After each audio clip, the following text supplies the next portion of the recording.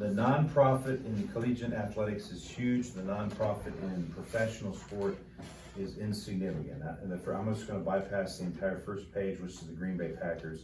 It's one of the very few professional sport properties that's actually a nonprofit. But let's go over to your favorite Red Sox. Are they still in the playoffs? Did they get knocked out? Yeah. I hear the Braves are doing good. So let's look at this for a minute. Go to page 2.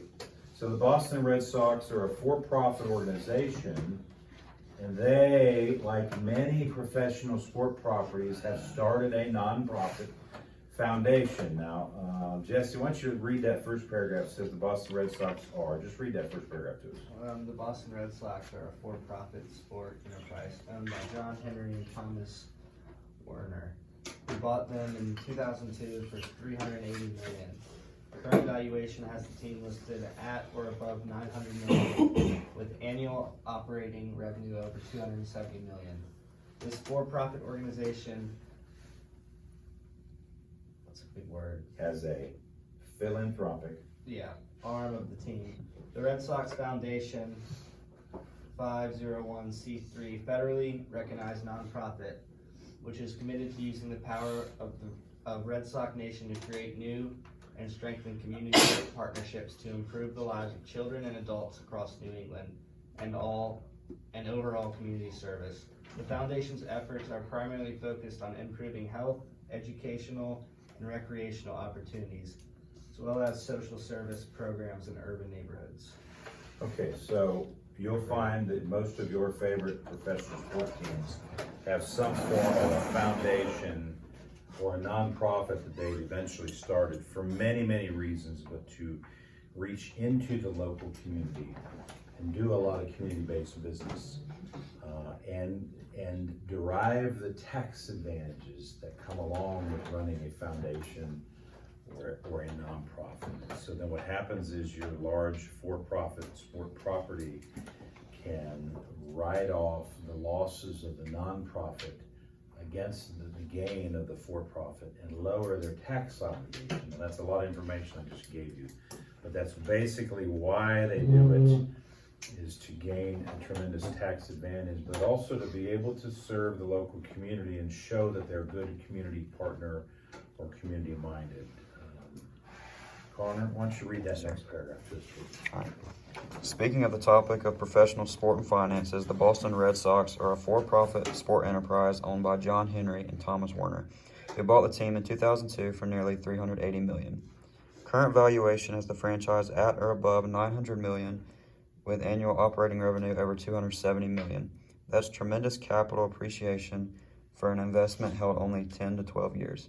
Additionally, the for-profit umbrella organization has a philanthropic arm nonprofit division known as the Red Sox Foundation, which is committed to using the power of Red Sox Nation to create new and strengthen existing community partnerships, enhancing the lives of children and adults across New England.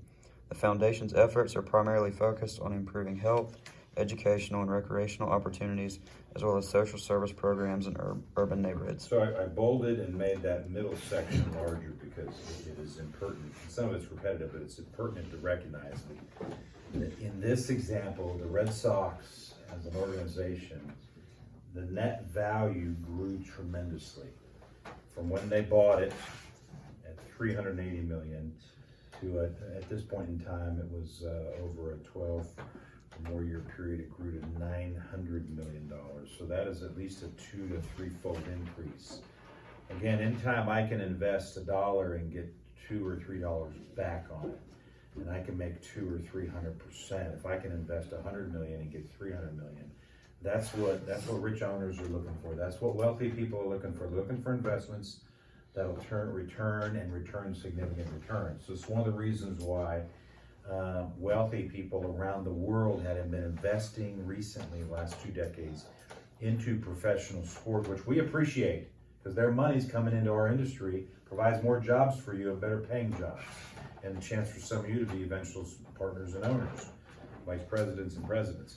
So, but at the same time, savvy business entrepreneurs that own these organizations also realize that by starting a philanthropic nonprofit arm of our organization, we can run some things through that, gain tremendous tax advantage, reach the local community, and it doesn't look like we're just operating just to make a lot of money, which they are, but they can't always give that impression. So they do want to be community minded. So the foundations, and you can get hired to work for the Red Sox organization, or you can get hired to work for the foundation, two different organizations owned by the same group under each other.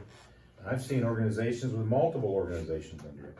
And so maybe you're working for the team and it's all about bottom line. Maybe you're working for the foundation and it's all about community service. Or maybe you're actually working and you're crossing over and it's the two. Your assignment now is to go back over the next 6 days between now and the time you come back and investigate your professional sport franchise, your favorite sport team, and I don't care what sport it is. It could be soccer, hockey, it could be Australian football. I prefer something here in the West. Not collegiate, professional sport property. I want you to find out who owns the business, what the business is worth, do they have a foundation, what's the difference between the business and the foundation, and provide some of the financial data between the two. And you bring it back like we did with our favorite college team. So now, you're gonna not put this in a PowerPoint, it's gonna be a Word document, just 1 to 2 pages, grab some information, find out what you can, upload into Blackboard under Module 2, please don't pack up yet, I can't hear it. Under Module 3, Professional Sports, it is the 3rd link down, Profit, Nonprofit, Sport Model, and you can click on that and you'll be able to upload your document. We're gonna go through those Tuesday and we're gonna look to see what we found. The more you find out, the more you learn. It'll enhance what we're doing and then we'll continue on with our notes. Any questions about that? No, sir. Have a great day. See you in 6 days.